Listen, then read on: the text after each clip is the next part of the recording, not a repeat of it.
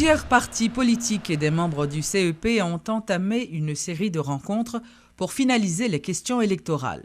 Lors de cette première réunion, la question des mandataires et la validation des maquettes de bulletins ont été abordées. Ajoutons que des représentants du PHTK, de l'AP, de Famille Lavalas et de Remè Haïti, entre autres, étaient présents. Nous avons gagné en tant que parti politique pour nous inscrire mandataires en ligne. Et donc, attestation, carte d'accréditation mandataires a délivré dans nos mandataires eux-mêmes. Nous-mêmes, nous parlons pour ça, nous pouvons le faire. Et nous ne comme discussion pour finir, sous présentation, nous ne aller plus loin que ça. Mais moi, je pense que nous nécessité nous, ça qui est passé dans la dernière élection, et qui a plus de mandataires passé votant. Nous, quand il y a des zombies qui ont gagné dans l'élection, moi, je pense que c'est une question qui doit adresser dans l'élection de Foucault. Ça, je dis, c'est que si on partit pas par exemple président, pas sur tout la côté, il y a candidat aussi, il y a candidat au Sénat, dans le département, candidat au Sénat, député dans l'autre, la des mandataires côté que le président dans l'élection. Moi-même, ça me propose, moi expliquer CEPA. D'ailleurs, moi, quand même, tu es à l'écoute. Il faut aujourd'hui un accord politique entre le CEP et les candidats et les partis politiques. Parce que si nous regardons la loi électorale, l'agent est là, pas grand 15 gens nous sommes capables de faire élection en respectant scrupuleusement la loi électorale. CEP a obligé en pile côté violer la loi électorale.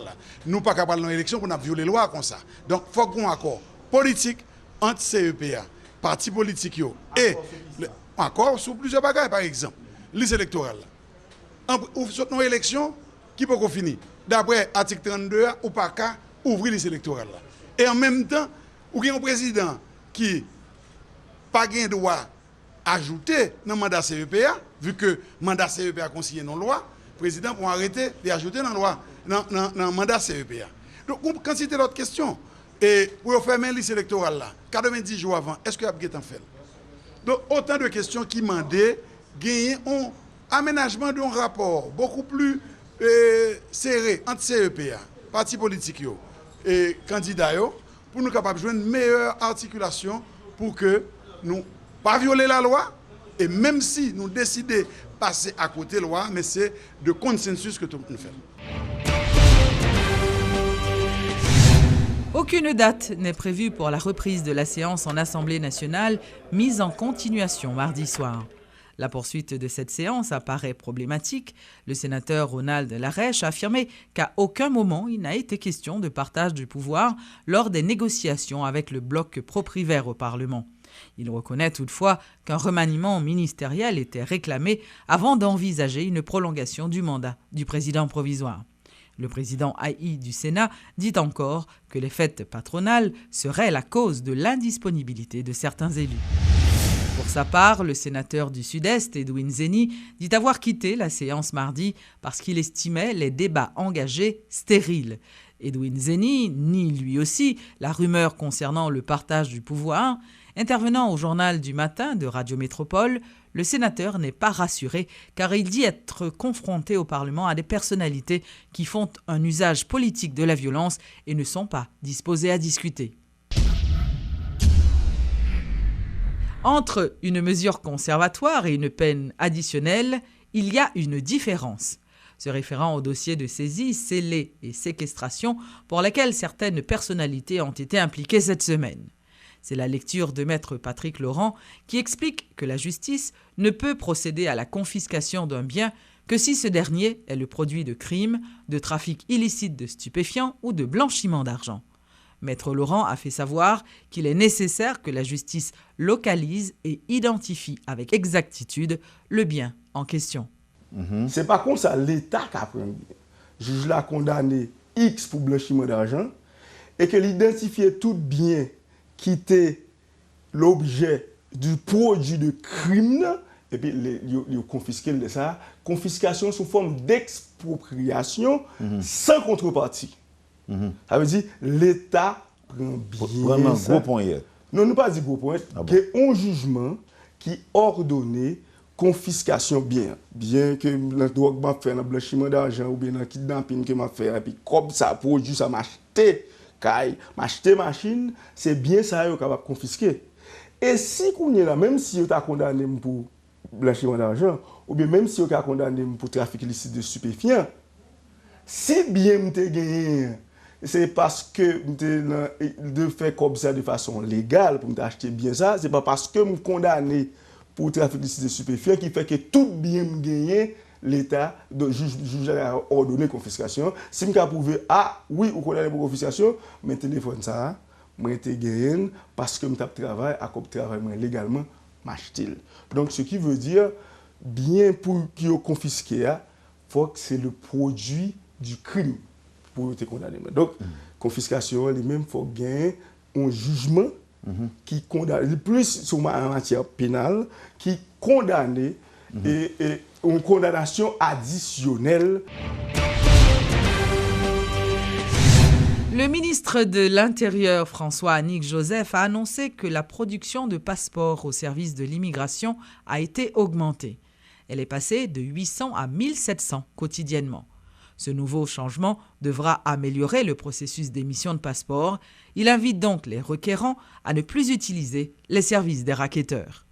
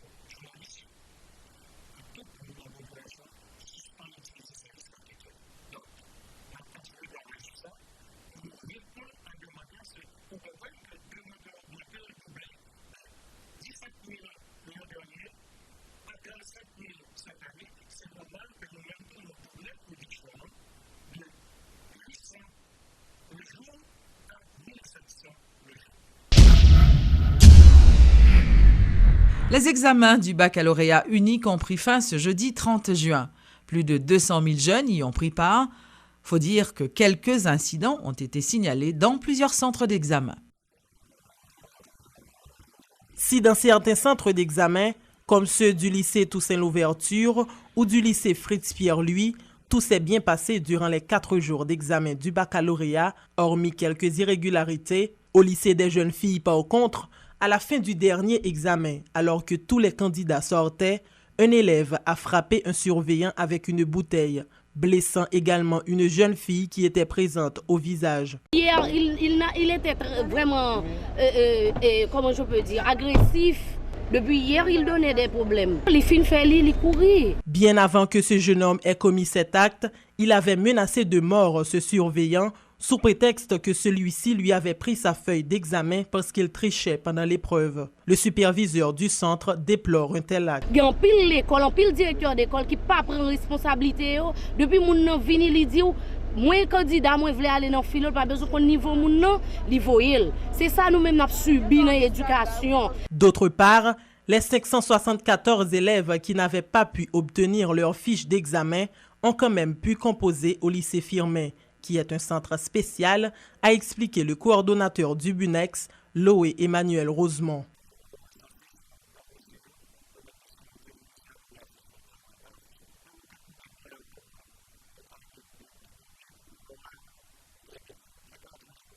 Rappelons que la majorité des élèves que Radio Métropole a pu interroger ont estimé que globalement, l'épreuve était à leur portée et qu'ils espéraient avoir de bons résultats.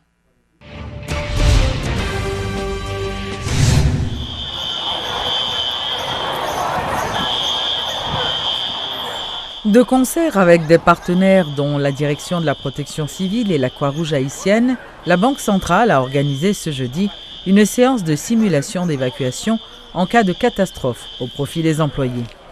Cette séance de simulation consistait à former les employés de la BRH sur le comportement à adopter face aux catastrophes de tout genre, séismes, tsunamis, incendies, inondations, entre autres. Le gouverneur de la Banque centrale, Jean Baden-Dubois, s'est félicité de cette initiative. L'exercice de simulation, ça, nous permet de tester la procédure d'évacuation que nous gagnons en Banque centrale. Et chaque institution dans le pays a choisi que des procédures d'évacuation. En cas de incident, l'incident arrive parce qu'il y a un cyclone qui est passé, l'incident arrive parce qu'il y a un tremblement de terre, mais l'essentiel c'est que nous avons pour réagir. Et ils permettent de nous tester tout, comment pour nous communiquer avec l'autre entité d'État qui est là de façon à ce qu'ils aident nous à réagir en cas de crise. C'est pour ça que nous sommes avec la police. Donc ils permettent de nous tester les relations avec la police pour un problème. Ils permettent de nous tester les relations avec la Croix-Rouge haïtienne pour un problème, qui est avec nous. Ils permettent de nous tester les relations avec les pompiers au cas où protection civile et protection civile. Donc, nous sommes tous ensemble ça, de façon à ce qu'on ait qu'on a réagi par rapport à ça. Maintenant, l'objectif est beaucoup plus large que ça. Non seulement il faut savoir évacuer, mais l'incident qui s'est passé, il faut qu'au carreau commencer de là. Donc, il va maintenant tester pour nous, de façon à ce que nous connaissons que si vos problèmes, quel que soit le problème de l'ailleurs, qui je non seulement réagir, mais qui vient pour nous reconstituer et recontinuer le travail avec les mêmes standards que nous gagnons avant de l'exigence. L'exigence que nous faisons à tête, on va le faire tout, certainement, à toute institution financière dans le pays que nous supervisons, de façon à ce que nous puissions réaliser le gain en